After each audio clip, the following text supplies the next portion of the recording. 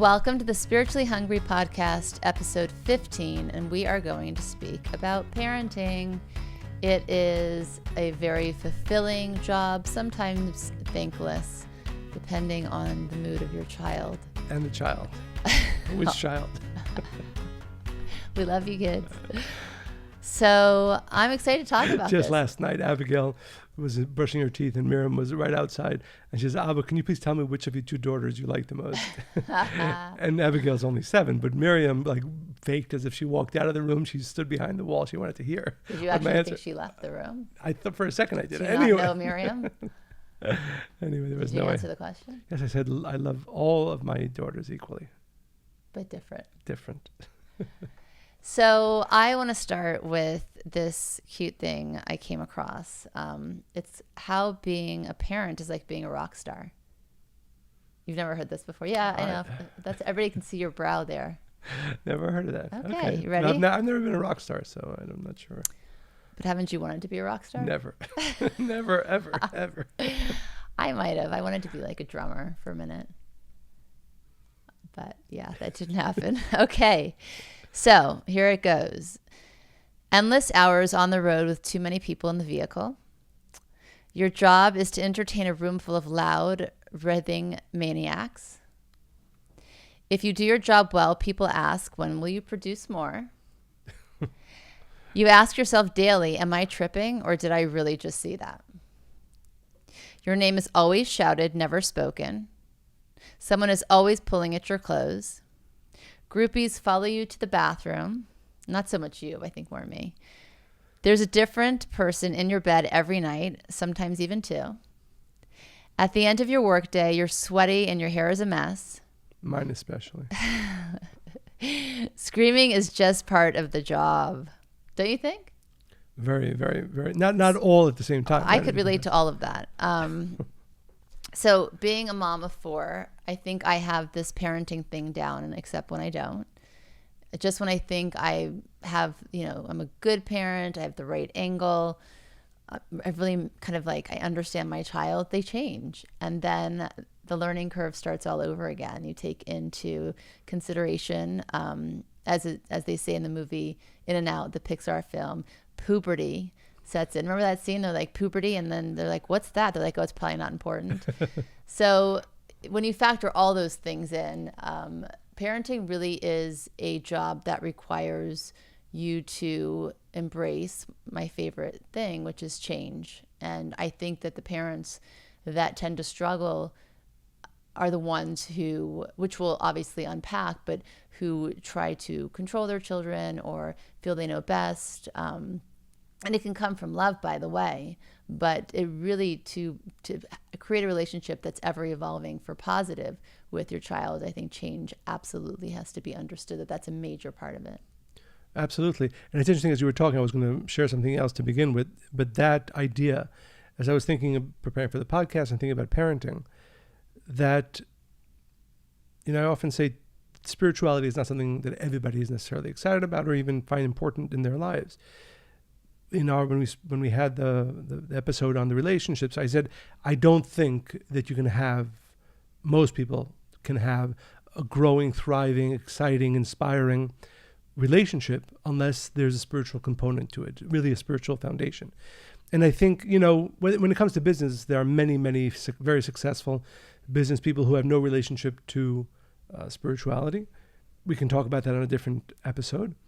But when it comes to parenting, I think unless your view on life, like you said, is that whoever I am today, I want to continue to grow, evolve, and change. And in that context, you view parenting, which is these unbelievable souls, sometimes frustrating and making me angry, are in my life for many varied reasons, but one very important one, and this I'm not sure if most parents think about. I'm not sure how often we're really conscious of that one of the main reasons why these souls came into my life is because I need to change in ways conscious and subconscious, unconscious, and my life with them in the times that I am having a great time, in the times that I'm frustrated and disappointed and upset, all that is for the process of me me growing and changing. I'm laughing because I think about that all the time. Our kids are like it's opposite of me. I mean, they're all air signs, a little fire. I'm earth, water, and they do things in ways like completely opposite from the way I would do. Now I have two choices here, right? I could be frustrated saying this is not a child that's easy to parent because their style, their approach is so different than mine. And I might think mine makes a little bit more sense at times. But the truth of the matter is the way I decided to approach parenting when I realized I was outnumbered in this house, because you were also Well, I was also what? Your sign. A child? No, your sign. You don't have a lot of you have a little earth, but not, so I kind of looked at it like, okay, where can I be more like them? How can I see the world the way that they do, and really admire their traits and especially in the ways that they're very different and opposite from me. And that's been tremendous growth. Right. But that's absolutely true that our children, in the people that they become and are becoming, we can learn from watching them. But I mean, even on a deeper level, that maybe even more importantly, I thought what I said was pretty deep. It was very deep. Sorry. But the pain that they cause us, the frustration that they cause us, the things that when those moments in parenting is filled, equally, I would probably, right, with the moments that you're having the most amazing time with your children and the times that you're upset, disappointed, worried, and so on. If the view is, and this I think is so important, again, for us and for any of the parents watching or listening, I want to change. I need to change. The real reason I came into this world is to change and to become a better version of myself and a better version of myself. And my children are going to be a tremendous force for change and growth, sometimes in ways that we enjoy, often in ways that we don't. But if that's your right, because I think what's the opposite view that I think unfortunately many parents have, which is, okay, these people, right? These babies, children have come into my life. I have to tell them what to do. They're mine. They're mine. And I need to tell them what to do. This really shifts the whole dynamic and view with which we parent. Again, we're still the adult usually, and we're still the ones who are often sharing and teaching and helping. But if my view is that I don't want to change, and they're not going to tell me what to do, and they're going to listen to me, and they're going to become the people I want them to become, parenting can be very, very frustrating and really not lead us to where it's supposed to lead, which is the worst part of it. And therefore, I think what you said is so, so important. Again, before we even go any Thank you. further into this, that I think for everybody listening to take a moment and pause and realize that the reason I'm a parent is separate from what my children need from me. I'm a parent because I need to change and I need to grow. And the entire parenting experience, from conception to birth to toddler to teenager to adult to grandparent, all that's supposed to be a process for me to be changing and growing. And yes, there's a whole other side, how we deal with them. But I think it's such a both beautiful, inspiring, if you're a change junkie or desiring to change and grow, that must be the way with which we look at ourselves as parents. So it's really going to challenge a lot of people. And I think that, some people don't have children. I think it's any relationship, like a romantic relationship, of course, relationships with your children. What is the purpose of these intimate relationships at the end of the day? Again, a lot of people do fall in love with certain people or decide to have children to have an extension of themselves, right? And it's really more based in ego needs and fulfillment in that way. But spiritually speaking, and even energetically, the purpose really is this give and this take. And as our children become older, then they will be challenged to rethink how they give to us as parents, and how they relate to us, and how they receive, and really how they view any wrong they felt happened to them in their childhood, right? That's on each person to go back and say, wait a second, what is it I think my parent was meant to give me? So this role of parent-child will forever change. Right. But again, so if you start there, because, right, I am a parent because I want to change and grow. And this is one of and you said it's true in romantic relationships as well, but there's, I think, a very big difference between children and romantic relationships. And I remember, and I've shared this before, I think that when our firstborn David, 21 years ago, almost 22 now, I remember this, and I'm sure many parents have probably experienced this. I remember sitting you gave birth around, I think it was 3-4 o'clock in the morning. Mm-hmm. And then we were in 4:02. 4:02. Yes. Why would you remember that more than me? Oh, I was in a lot of pain until that moment. Oh, That's right. why. You were more involved. That's true. Okay. Why would I remember? That was a joke. I had just pushed a big 8-pound baby out. I thought it was like 9. It was 8. I thought it was closer to 9. So, and I remember. So you've got the details all down here. So we're sitting in the room, right, and they clean him up and they bring him back into the room.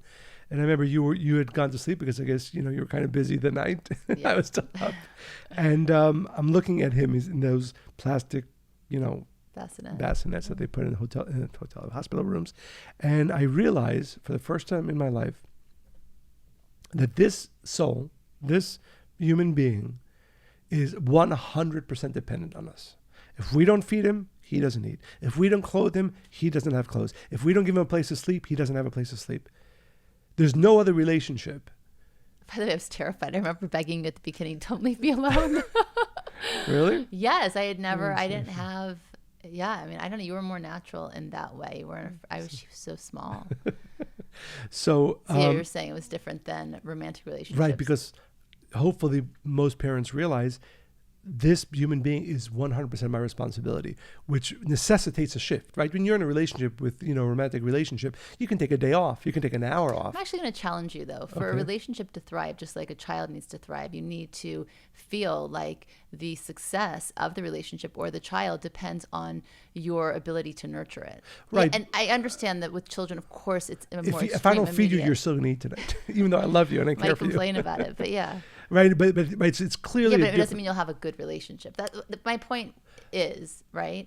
I'm listening. Is that the view that you have on your participation and also challenging yourself to keep growing and changing Absolutely. in both roles is, I wouldn't say equally important, but it requires thought and effort. Absolutely. But the absolute responsibility is different, right? And it's funny, I was having a conversation with our oldest daughter, Miriam, the other day, and we were talking about, why is it important to have kids, right?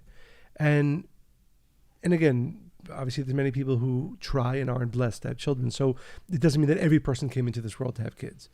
But I think that to make the choice to want to have kids is important because if we see our purpose, which is the spiritual view, to grow, to change, as we said before, there are very few things in life, very few endeavors that will force you to change, force you to share than having children. And I think that's actually, and I've met, people who said, and again, no judgment, right? But when I hear somebody say, I've too many things going on in life or too many things that I want to do, and that's why I've chosen not to have children.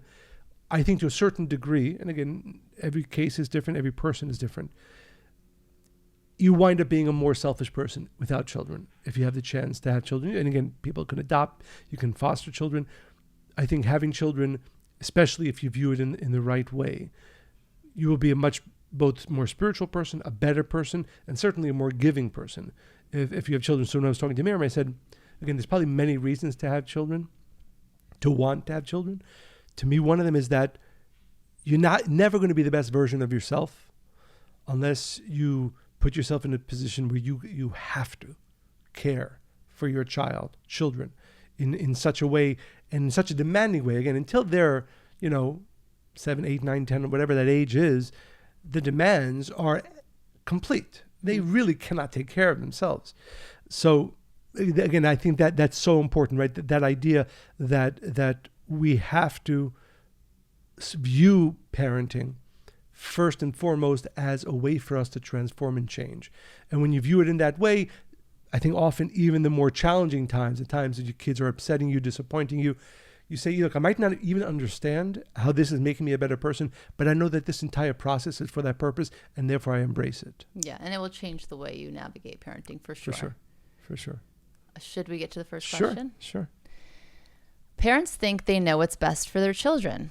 Yes, we just said.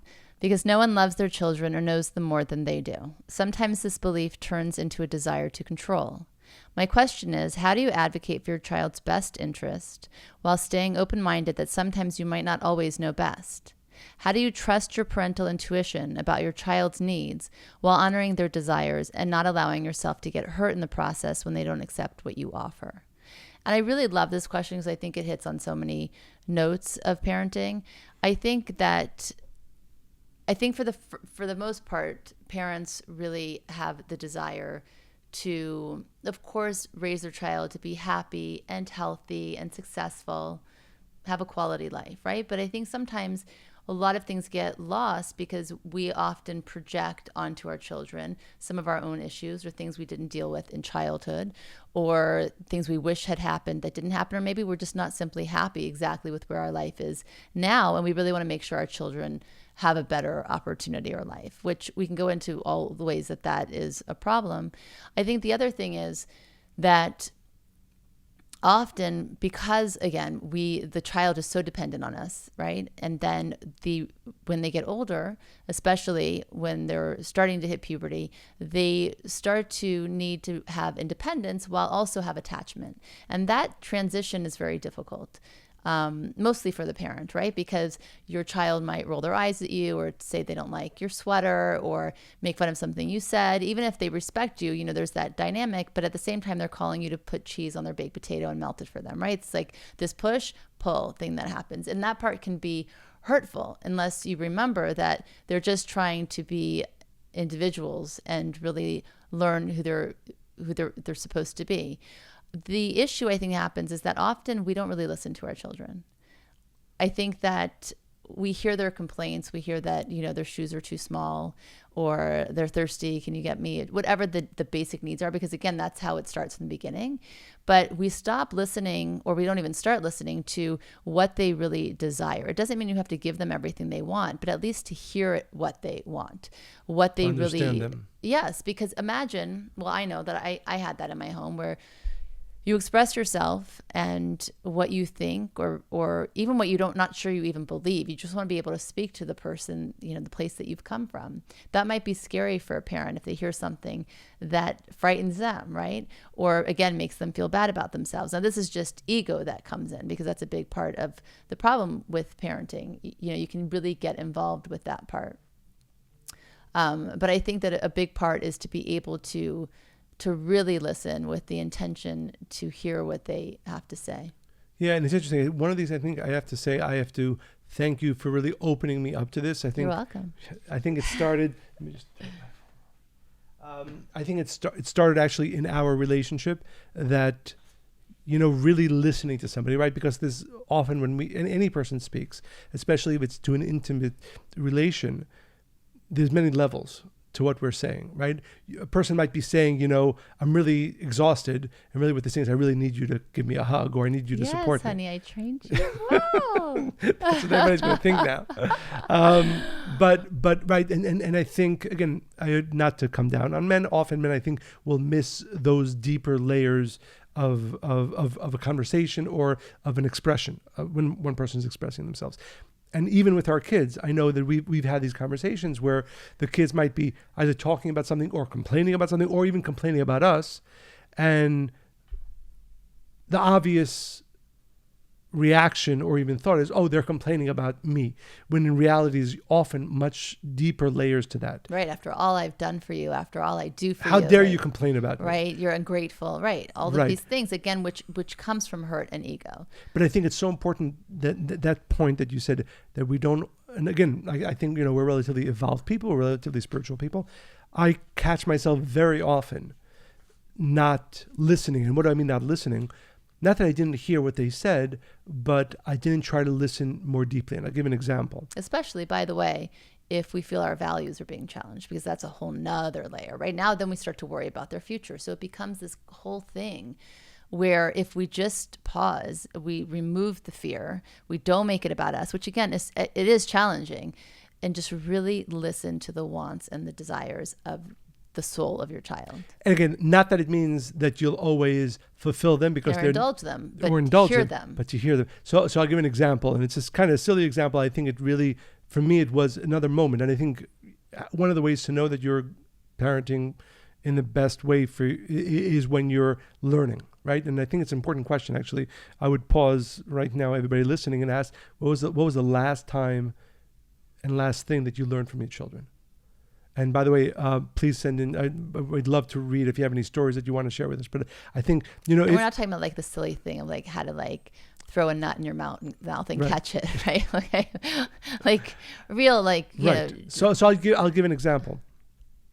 So the other day I was talking with Miriam, and our older daughter Miriam is learning to drive. So again, I'm not sure how different parents handle that when they're in their car with their child who's just learning to drive, which can be a little bit stressful. So, but we've been driving a little bit, and then I'm trying to remember. I think we were driving, and then we were having. Is this when we got up on the sidewalk? No. I don't think she would like that. She's a much better driver since then. That was early on. But I remember. Okay, let's edit that. we were having a conversation, and she's like, you're really a serious person, and I was like surprised at that. But this is while she was driving. No. This was after. Okay, because I would be like, absolutely, yes. While she was driving, yes. I might be. But I think in general, I think Monica could attest. I think maybe people who know me from sort of lectures and things like that, I seem to always be a serious person. But I think at home, and especially with the kids, we're always joking around. I think I'm relatively, I don't want to say easy person, but I'm not serious all the time, obviously. No, you have a very light and silly right. side too, for sure. Yeah, it's funny. Yeah, we were talking yesterday. Actually, I think I got that from my mom. Right. Yeah. But anyway, so when she said that, I like made a joke, like, you often have I made a joke about that. Like, oh, really? And then I let the conversation progress, and I realized that what she was actually saying is that I'm being a little bit too harsh in the way, again, whether it's when she's driving or other times when I'm being too harsh in the way I speak to her. And again, she wasn't crying, she wasn't complaining, she wasn't yelling. It was like an offhanded comment. You were able to hear her though. Exactly. And I was so happy, like for myself, I'll probably be a better parent and she'll probably be a little bit happier, yes or no. But like, I'm so happy, like for me, okay, I said like, okay, so I must be coming off at home, at least with her, maybe with other kids, maybe with Monica, who knows where else, I was a little bit too serious. Let me pay attention to that and let me try to change that. So my point being is that what you just said, which I think is so important, it's something that I know that I learned a lot from you, and I continue to learn from our kids. And I say this to all the parents out there. None of us are completely hearing our children. And take the time. And even when they're saying something, and Monica often, and again, I don't know how often we want to mention our kids, because if they listen to this, they're going to be upset that we're not really listening to the podcast. Okay, that's good. Yes. So often, even with our older son, David, I mean, if they know that they're discussed, they'll be sure to hear it. But let's just not tell them. With our older son David, like he's sort of in his last year of college, trying to decide what he's going to do in life, and we have conversations often with him, and it often feels like he's not necessarily listening. Sometimes he's listening, accepting, but what you always push me when we've done with the conversation with David is, okay, this is what he said, and he might be 100% wrong about this, or might be 100% right about that, but what is really going on? And that additional question, again, I cannot stress, it's a game changer for parents. Well, it's really interesting because you just brought up David, and some children will be able to better express themselves. I don't want to make it about gender. I wrote a whole blog on Boys Don't Cry, which is the biggest farce. In fact, a lot of studies show, they did a whole thing where they showed images to men and women that were graphic, they were somewhat upsetting. And actually, the men had a stronger response to them than women did when they were reading their brain scans. And I think it's more the culture we've grown up in, that boys don't cry, need to be stoic and strong, and women, are the more sensitive ones. So what happens is that men don't really develop this part of themselves unless they intentionally seek out to do so later. So, and it actually reminds me when David was 9 years old. It's like one of my favorite memories with him. And we would always do this, and we still do. We have one-on-one time with our kids individually. So I was going out to dinner with David. Most of the kids would rather one-on-one time with Monica than with me. Oh, you're sweet. So David, I had run in from the office, and I always look presentable, I would say. But I was, I would think I was more casual. And I had run upstairs, and I came down. He's waiting for me. But he didn't say we were going to dinner with him. I was going alone with him. It was like a dinner date with my 9-year-old son. And And he says, are you going to, and again, not, his nature is not to be that in touch with himself emotionally, but he looks up at me and he's like, so are you going to come to dinner dressed like that? And he's kind of even uncomfortable to say it. And I said, yeah. He's like, I said, why? This is nice. And he's like, well, aren't you going to get fancy for me like you do with your students and your friends? Aww. My heart like melted. Okay. I said, oh my God, yes, I'll be right back. I ran upstairs. I put a ton of makeup on. I got overdressed and we went out for our date. But what he was expressing and what I heard and what I allowed him to say was that he wanted to feel as important to me as he saw other people. Right. Be important to me, right? So I always want to look for those different cues, and even for people who have younger children, and even if they just cannot express themselves. I remember when Abigail started kindergarten, she was super excited to go to school. 3 older siblings. She saw them getting dressed every day, going to school. So when she started kindergarten, super excited. She's ready. She has her little backpack with nothing in it, of course, and like her sippy cup and some snacks. And that first week she came home and she was a terror. She was having tantrums. She was upset. She didn't want to do any of the after school activities we always did.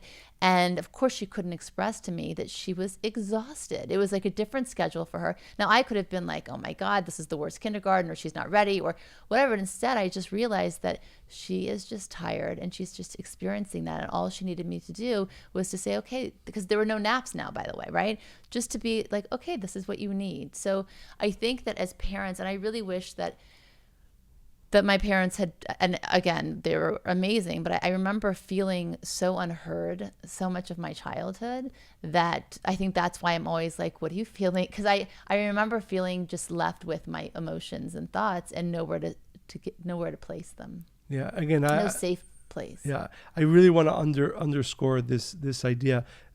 And by the way, this doesn't necessarily mean that when you hear them and change in ways that actually you believe are necessary from what they're saying, that they're going to acknowledge it or they'll be thankful for it. Because let's remember, the whole point here is not to get your kids to say you're an amazing parent, or to say, right? Or to force them to listen to you, by the way. They have their own journey and their own process. Your job as a parent is to help navigate that process. But you can't tell them what to do or where to go or how to do it. You can certainly show by example. And power of suggestion is huge, especially coming from a parent. But at the end of the day, they have their own journey. Right. But and the point is that after I had, for instance, that conversation with Miriam, it wasn't for me like, oh, I really hope she notices that I'm trying to change this aspect and being a little bit lighter around her and things like that. For me, I was excited about the fact that she just showed me something that I need to change about myself. And I'm so excited for that. So like, just going back to the first thing we said is that if you view parenting almost, number one, I don't want to say number one, the most important part of it, but a very important part of it is that they're going to help me change. And therefore you really push yourself. And this doesn't, because it does, I know it doesn't come naturally to me. It probably comes a little bit more naturally to you, but we all have to invest the time to listen, to really listen.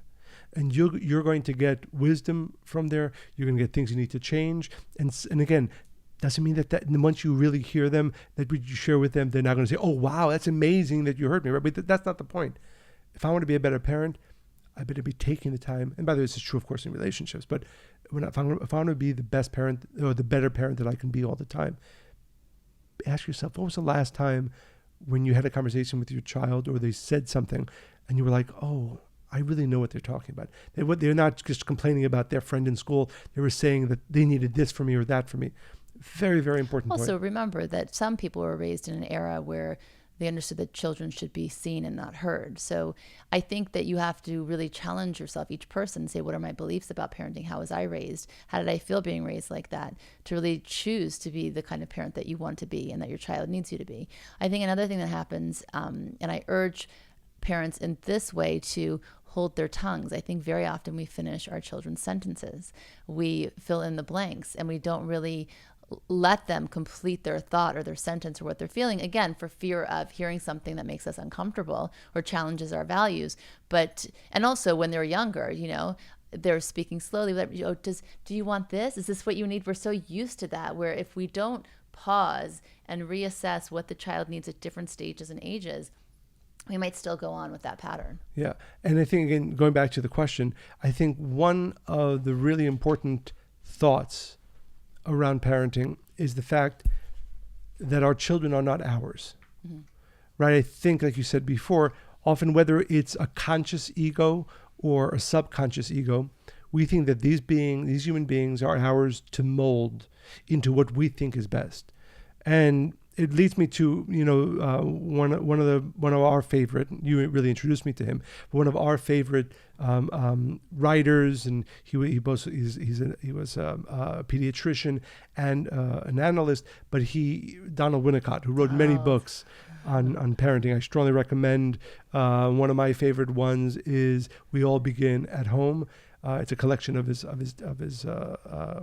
essays too, because he I think he passed in 1972, and his work, it often happens like that, really became more mainstream after he passed, and people really following a lot of what he had discovered. Yeah. And one of my favorite theories, not a theory because it's, but one of my favorite theories of his is the concept of the good enough parent, right? Because I think many parents, think I need to be the perfect parent, or I have to be an amazing parent, I have to be a great parent. And in our view, there's spiritual reasons for this, but let me first, give credit to Dr. Winnicott's theory that you don't want to be the perfect parent, because what a perfect parent would mean is that you're protecting your child all the time. They won't ever get hurt. Everything will always go as they want it to go. But what happens is if you're the perfect parent in that way, you're actually not preparing them for life, because even if you are able, and you won't be able, none of us are able to always cater to every single one of their needs, desires, and making everything perfect for them without any pain, without any difficulties all the time. At a certain point, they get into the real world. And in the real world, that's not the reality. And when they get into a relationship and they're like, wow, my parents, and again, this is in a theoretical world, which never happens, but my parents took care of every one of my needs. Now my spouse is not. What's going on here? Or they go to try to get a job and it doesn't happen to them. 1 second. I was taught as a child, everything that I want happens for me, and so on and so forth. Yes. So what he said is that the perfect parent is the one that's not so good, or the good enough parent, the parent that tries and fails, and sometimes does a good job and sometimes fails at doing a good job. And I think it's such both a liberating and a true way to view ourselves as parents. None of us can possibly be the perfect parent, but more important than that, none of us should ever be striving to be the perfect parent. Well, there's no perfect anything. So, Right. I hate that word with a Right. passion. The good enough parent. By the way, especially in this day and age, so many parents are working, both parents often. And there is a lot of guilt that comes with, am I there enough? I'm not a stay-at-home mom, or, I need to be there for, I feel like I'm failing them somehow. So often parents compensate in ways that aren't the best for the child. But what I thought was really interesting that I read is that actually, if you look at the moms, right, because stay-at-home moms in the 50s, right, they actually spent... There are probably a lot of parents who are stay-at-home moms. No, today, but I'm saying right? in the 50s, where majority of women did not work. Right. They find that working moms today, working moms outside of the home, because I do agree with you, I think that it's very difficult, and I applaud every stay-at-home mother. I certainly could not be one, but that mothers today that work outside of the house spend 9 hours more a week with their child than the mothers in the 50s did. Interesting. Because it was just like, okay, the kids are outside in the yard. It was just like this. So I think we're tremendously hard on ourselves of what it means to be the best parent. And I think that a lot of times we compare ourselves to other parents, but we'll get into that Right. in a little bit of this one has it all. They're doing everything. But I did want to say one thing we were talking about before about failure. There were other studies too, that children who were always praised as, you're doing an amazing job, you're so smart, wow, I'm so proud of you, not like just praising them for effort, but in doing it right, accomplishment, they actually took less risks because they were so afraid of failing. So that's not doing them any favors either. Absolutely. So I think it's both liberating to really view ourselves as parents as not needing to be perfect. I'm trying to remember. I think there's actually a study that says as long as you're 51%, meaning you fail 49% of the time, but 51% of the time you're there for your child, then that's good enough parenting. And there's a study in that. It's a little bit of a side idea, but again, so let's think about that. It reminds me of the Spanx founder, Sarah Blakely, where when she would come home from school, her father every day would say, "Tell me how you failed today." And if she couldn't tell him, he'd say, go out and come back when you can tell me how you failed. So failure for her was something very normal, something to be expected. Just like you would expect to succeed, failure is necessary, and it's a component that should be part of every day. So she started so many businesses and failed time and time again, never gave up until she found Spanx when she was wearing white jeans one day and she didn't really like the way they looked on her. So she cut out the leg part of her support pantyhose and just wore the supportive part under the jeans. And we know the history now of Spanx, but are you going to make some kind of awkward joke? No, I was going to say, can we all agree that the word pantyhose is a funny word? No, that has completely nothing to do with this. No, I just think it's a funny word. Pantyhose. Well, I don't know. I guess if you. I just can't hear that word and not have a little smile in my mind. Now I know how to make you laugh. Actually, it reminded me of a conversation I had with one of our kids recently. They were going through, what in their mind were challenges. And I said, and again, there's so many different important teachings, consciousness around what parents should be sharing with their kids. And at the time, what I told them, I said, there's really three things that I think that as a growing adult, you should be focused on. And I think it's probably helpful for all parents to have these in mind, in different times for their kids. And I said, I think spirituality, meaning personal development, growth, transformation from selfishness to sharing. Appreciation. I don't believe you can draw any more success, growth, blessings without appreciation. And resilience. I think resilience is a very. I think going back to the idea of failure, I think that's what Sarah Blakely's father was teaching her, right? Exactly. And if you're a perfect parent, that none of us can be, but even if theoretically you could be, you're definitely not teaching your kids resilience. No, because you're too busy protecting them. Exactly. So they need to fail, they need to fall, they need to be in pain, and hopefully, again, you could be there to help them grow resilience from that. But it's again, so funny. It reminds me when Abigail was like 5, and we were talking. There was a song from one of the movies.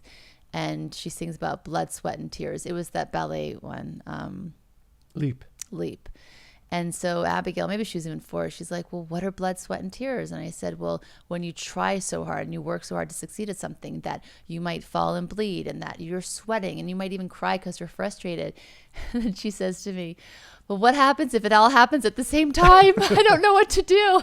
She's imagining herself crying, bleeding, and sweating profusely. That happens too. And then I remember actually for a number of weeks after that, she kept them whenever she was doing something strenuous. I'm investing my blood, sweat, and tears. Yeah, but that's exactly right. Yeah. And which relates to now, so that's, again, just giving another plug to Donald Winnicott. I strongly recommend reading his books. I mean, again, I thank you for introducing me to him, but really beautiful, You're welcome. beautiful, really teachings on parenthood. But I think now taking it to a spiritual level, the understanding that our kids are not ours. Our view is that these are unique souls with a unique purpose and a unique life. And we have some responsibility, obviously on the physical level until they're able to feed themselves and clothe themselves and so on. But on a deeper level, yes, to share wisdom, yes, to support, yes, to help them learn resilience when they fail and fall and are in pain. But that almost separating view, because I think part of the reason that we make the mistakes that we shouldn't be making, there's a lot of mistakes we should be making as parents, like we said before, is that we view them as ours. And when you view something as yours, then it should become what you want it to become. But when you really understand, and this is the truth, and you can try to fight this spiritual nature, but it's bound to fail. Our kids are not ours. We, the Talmud often says there's a partnership between ourselves and the light of the Creator. We have, of course, a responsibility, and yes, we are assisting in bringing them into this world and hopefully helping them grow in this world. But what they become has nothing really to do with what we want them to become. We can support them to become the best version of themselves, but that's a different thing than thinking, like we all know these stories, in very competitive cities, if it's New York or even in LA, when you have very academic parents, both them are doctors or whatever, great college graduates, it's important to them that their child goes to the best, well, it starts at the youngest age, right? Best kindergartens, best, schools, and then best high schools, and then best colleges. But we all know that there are many kids who are not meant to be intellectual in that way. They have other gifts to bring into this world. Or they might even be intellectual in that way, but what about being happy and kind and having a purpose outside of that? I know a lot of people who are they do go to the most prestigious schools and they're miserable. Of course. But I know, for instance, a number of our students and friends who growing up, their parents made it very clear this was the track that they wanted them to go on. These were the schools, and this was where they needed to graduate from, and this is what they needed to do, without taking a step back and saying, 1 second, this child is not me. Not only is he not me, I don't own him. He is not mine. He is, you can be spiritual and say it is the universe's or the light of the creators.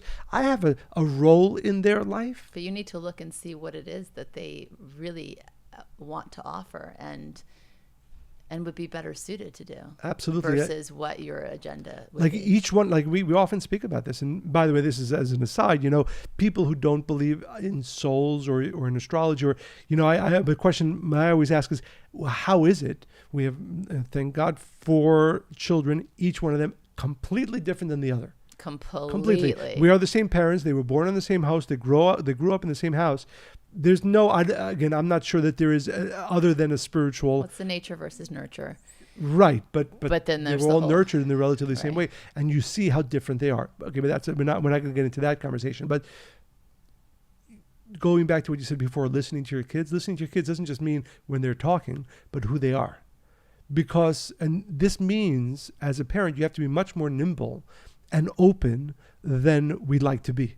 So again, we talked about hearing them. So this is really seeing them. Right. It's seeing them not for who you want them to become, but who they're destined to become. Right. And that changes everything. Right. And also, by the way, not that this is the reason to do it, it also removes a lot of the angst that you have often as parents because, sometimes we joke and we're like, well, that's not us. Exactly. That's on him. I don't know where to pick that up. But I'm sure this, and even again, we'll fall to this at times to see a kid come home with a bad report from the school or a bad report card. And so you can get really upset, right? But really on some level, it's because you're identifying yourself with them. And how could I have failed for them to be doing that? But first of all, again, of course, there's some situations where parents fail and they really are delinquent in their duties as parents. But most of us, I'm sure most of our listeners are not, and I know that we are not. That does not mean that our kids will not fail in school. It doesn't mean that they won't have a bad report from school and so on and so forth. But when you really separate, and I would say your ego from the child, and you're really conscious of the fact they have their own journey, they are their own being. And I should not allow my ego, my desire for them to overtake who they are and what they're meant to be. So the view then as a parent, that overtake, exactly. The view then for parents is to shepherd this soul that is not me to become the best version of themselves. And that might be something so different than what I have a concept of and what even I want for them. That thought, and the truth is, again, we often speak about this. What do we want for our kids? We want them to be happy. We want them to be kind and good, and I would add spiritual.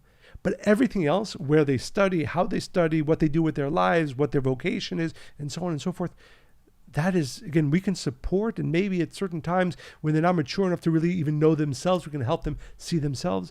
But one of the biggest mistakes that we can make as parents is trying to decide, which comes from whether we're conscious of it or not, they are an extension of me. They are mine. I need to make them what is I think is best for them. Not possible. And therefore, again, going back to the question, I think it's really important that we check ourselves as parents. How do I view this relationship? How do I view my purpose in this relationship? So, well, I think a good few questions that each person can ask themselves to check where they are at about the things we've just discussed. One is your parenting based on what your kids need or something you're trying to soothe within yourself?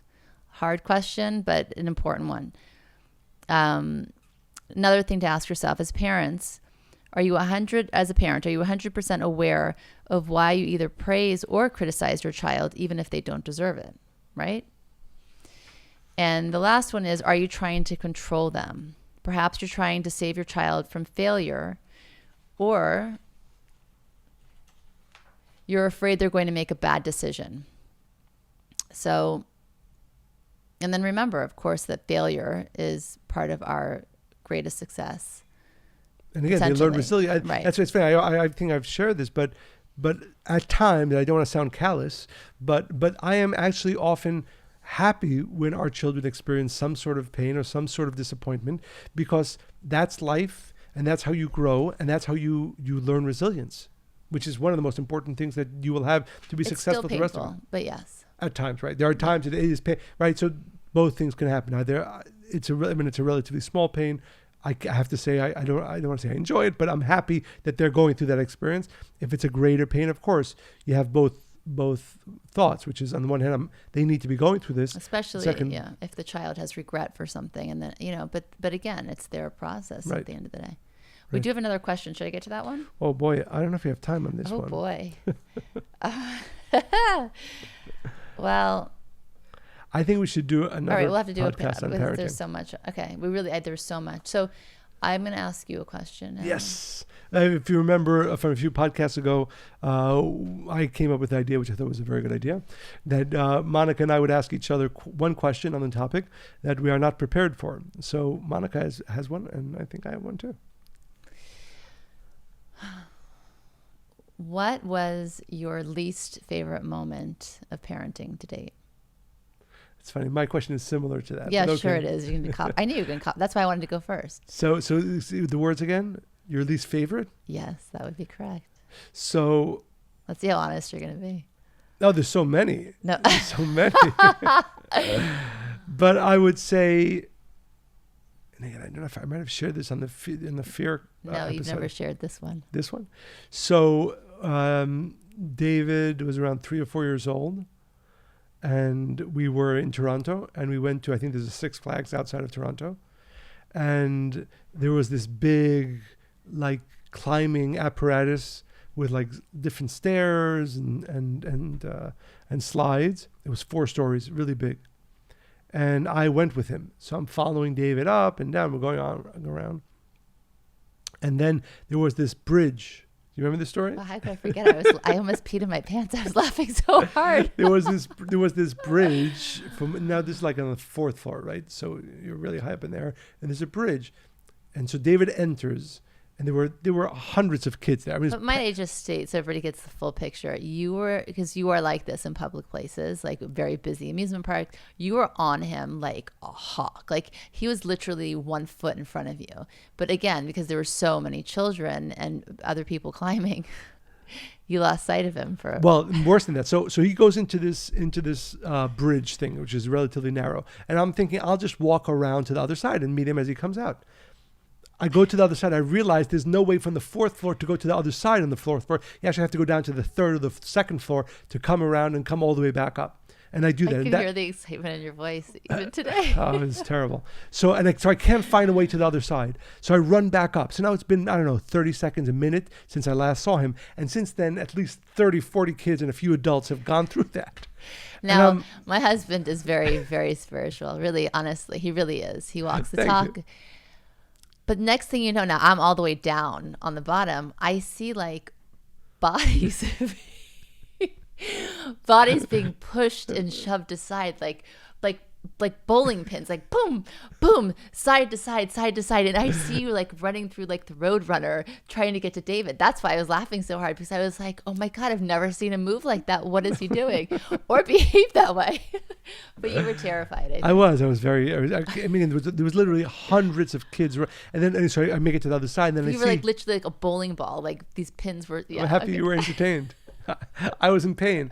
So I get to the other side and I see David like on his way down Oh, the he's stairs. having the time of his life. Yeah, he He could completely care oblivious. less. He never even completely turned oblivious. around to see where you so, were. So like I was, again, both at that moment, until I saw him, I was in fear. And then when I saw him after that, like literally to this day, and it's now 19 years later, I literally, feel some relative failure as a parent for allowing my child to almost go missing in an amusement park. Oh, come on. You're exaggerating. He was fine. There are a few other times. But yeah. So my question for you was, what has been, I don't want to say your most, because one of your most frustrating times as a parent? Frustrating. So is mine better than yours, my question? Huh. Wow, frustrating. Yeah, it's more difficult, I think. Um,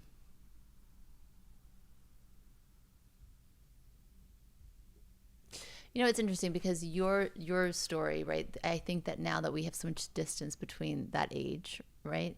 We can look back. I can look back and laugh. I don't think you're laughing still yet. No, it's painful. But I think that for me, the more frustrating times are now with puberty and young adulthood and all the things that come along with it. So I'm not going to give any stories out of respect for, because they're still there. I think in 15 years I can sit here and I'll probably laugh about those moments, but they have normal experiences. So I won't go into those stories, but I think the most frustrating part of parenting really is when you guide your child, you give them advice, they hear it for a minute, and then they decide, no, they're going to do it their way. And based on what we've shared with you today, like our philosophy, to sit back and still hug them and encourage them and be supportive when I'm saying just go from like A to B. I'm A, you're B, just go from here to here. But no, I'm going to take the scenic route where I'm going to get a flat tire and I'm going to sleep in like a bed at the motel, and I'm going to take all these other different side routes that I know will cause potential pain and make it longer for them to actually get to their goal that they want. Forget about what I want, and make it so much harder on themselves. And there's really nothing I can do about it if I want them. Because if I want to keep the lines of communication open. And I want them to always feel like this is the safe place they can come to, even when we disagree. Then I have to be able to do all of those things. It's very frustrating and painful at times. It's the hard part. It's the hard part. I mean, I do share this a lot when. We know a lot of people who have many children, and they're like, I'm exhausted. I have 5 kids under the age of 7 or whatever the thing is. And I'm like, just wait 10 years, because, as the saying goes, big children, big problems. That's when it gets real, because they can make choices that are irreversible sometimes. And we certainly have seen that with some of our kids' friends, even where they've done things that really, the part of them will never come back. So that's both frustrating and also, scary. Right. Yeah, absolutely. And like we said before, what helps in that process is, again, the realization it is their path, it is their life. And if they are making the decision to learn not from parents' advice, but from painful failures, that's the choice that's homemade, and it's for them to make at the end of the day. Yeah. So I do want to read one letter that was shared with us from a listener. I actually wanted to read a quote from Donald Winnicott. It's from the book Home is Where We Start, and it's a little bit long, but I just really, really enjoyed it, and I hope our listeners enjoy it as well. So he says, another source of confusion is the glib assumption that if mothers and fathers bring up their babies and children well, there will be less trouble, right? Which is kind of what we just spoke about. Far from it. If you do all you can to promote personal growth in your offspring, you will need to be able to deal with startling results. If your children find themselves at all, they will not be contented to find anything but the whole of themselves, and that will include the aggression and destructive elements in themselves, as well as all the elements that can be labeled loving. There will be this long tussle, which you will need to survive. With some of your children, you will be lucky if your ministrations quickly enable them to use ways to grow and be creative and to be in satisfying ways. But even so, the road to this point may be rocky. And in any case, you will make mistakes, and these mistakes will be seen and felt to be disastrous.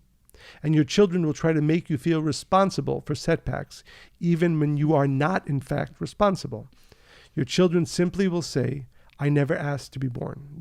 He had some experiences.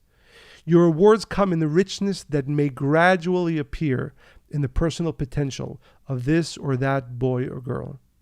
You will feel rewarded if one day your daughter asks you to do some babysitting for her, indicating thereby that she thinks you may be able to do this satisfactorily. Rewards come indirectly, and of course you know you will never be thanked. I really like that. Yeah, I thought it was really beautiful. And again, not necessarily agree with all of those sentiments. Right. But I think that is an important way to understand parenting. It's one of those tasks that, unless viewed, I would say, in a spiritual way, that, as a way, as we said earlier, to change me, to make me be able to listen better, to see better, it can be a very frustrating process, even in the best ways possible. But I think, and again, parenting never stops. I think one of the things we can share with our listeners is that having this view that we spoke about, the spiritual view, certainly makes it more enjoyable, less filled with angst, although there are moments of worry. And at the end of the day, maybe most importantly, make us a better person through the process. And by the way, even when it seems that your kids don't listen to you, they're not appreciating you, your voice will become the voice in their heads. So if it's kind and forgiving and nurturing, even when they don't listen to you, even when they challenge you, that is what they're going to hear in their hardest, most difficult times and challenges. And I really think that if, as parents, we're interested in all parts of our children, and we see them, our ability to influence them is far greater, because then once they feel seen and heard and we seem interested in them wholly, even if we don't agree, then they're open to what we have to offer in a more complete, full way. Yeah, and I hope you don't mind me. I'm going to actually do another quote here, because you just inspired me with what you said, by a philosopher who took a lot of her teachings from Donald Winnicott. Her name is Martha Nussbaum. And she writes, but sort of parenting is the highly particular transactions that constitute love between two imperfect people. Yes. Perfect. Yeah. So, we do have a lot. We're going to do another podcast on parenting. For sure. So please feel free to send in your stories, questions to Monica and Michael at Kabbalah.com. We'll get to them on the next podcast that we do on parenting. Also, we're going to be doing, as we said, at least one podcast a month on relationships. I believe next podcast will be on relationships. Continue to send in your stories, questions to Monica and Michael at Kabbalah.com, and we'll try to get to more and more of them as we continue. So we will leave you with this beautiful letter from one of our listeners.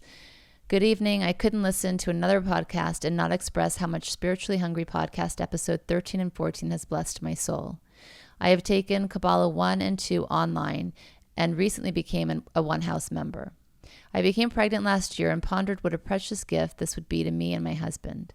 We've been married for 7 years, but we're faced with infertility. I wanted to be the best parent I could, so I enrolled us in Kabbalah 1 and 2. On June 2nd, 2020, at 34 weeks pregnant, my son Eli was born still. His heart had stopped beating. I had become depressed with no desire to do anything, but a little light was there for me to listen to the remaining Kabbalah 2 classes. My ego is so treacherous, it has been reminding me that I am defective, that my body failed me, reminding me of the shame and embarrassment of how can I face my friends and family after the baby shower, but did not come home with the child. Let me just read that again. My ego is so treacherous, it's been reminding me that I am defective, that my body failed me, reminding me of the shame and embarrassment of how I can face my friends and family after the baby shower, but did not come home with the child. I have tried to see and know with certainty that the Creator knows best, but this is a tough one. I still cry wanting and wishing I had my child. It's so difficult to imagine how this experience is for my good and the best thing for me. After listening to your podcast and wiping away many tears, I'm trying to accept what has happened and not resist my soul development, because I could not know better than the light what is best for me. I will definitely go back and listen to the remaining episodes. Thank you for fulfilling your soul's purpose, as you were definitely sent by the Creator at this time in my life. Blessings to you both. Wow. Thank you so much for sharing this letter with us and your raw emotions. Absolutely. And as we say, the reason we do this podcast, besides the fact that we enjoy spending some time together, some more time together, is because of the impact that hopefully what we share has in people's lives. And to hear a story like that we can actually bring some solace and comfort to such a painful experience.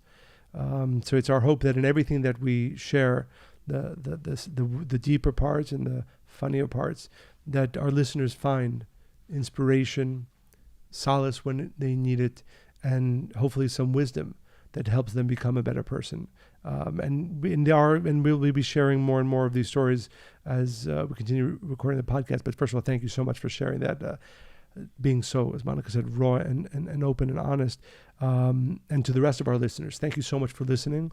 And thank you for using Spiritually Hungry Podcast as one more way to help you become a better person. And through that, we believe the world become a better place. And please keep sending in your questions, your stories, your inspirations to Monica and Michael at Kabbalah.com. They mean the world to us. It really, we cannot overstate how much inspiration we receive from our listeners sending in these stories. So please keep sending in your stories, your questions, and please make sure that you're sharing this podcast with all of your friends, family, that you're going to Apple Podcasts and giving 5-star reviews and anywhere else you get your podcasts, because this way other people, again, can have more access to it. We hope you enjoyed this one as much as we enjoyed recording it.